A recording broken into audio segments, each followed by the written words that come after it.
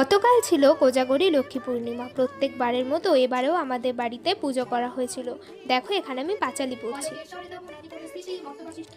এই পাপোশগুলো দেখছো, এগুলো আমার মায়ের নিজের হাতে বানানো। সে অনেক শখ করে বানিয়েছে যাতে লক্ষ্মী পুজোয় সাজাতে পারে। এরপরে শুরু হলো ভোগ রান্নার মহা আয়োজন। হয়েছিল 14 রকমের সবজি দিয়ে সবজির তরকারি। সব তো এই ভিডিওতে দেখানো সম্ভব নয়। মায়ের হাতে রান্না নিয়ে আমার নতুন করে কিছুই বলার নেই। সব ভোগই অসাধারণ হয়েছিল। তোমাদের যদি রেসিপিটা দরকার হয় তাহলে কিন্তু কমেন্টে অবশ্যই জানিও, আমরা দিয়ে দেব।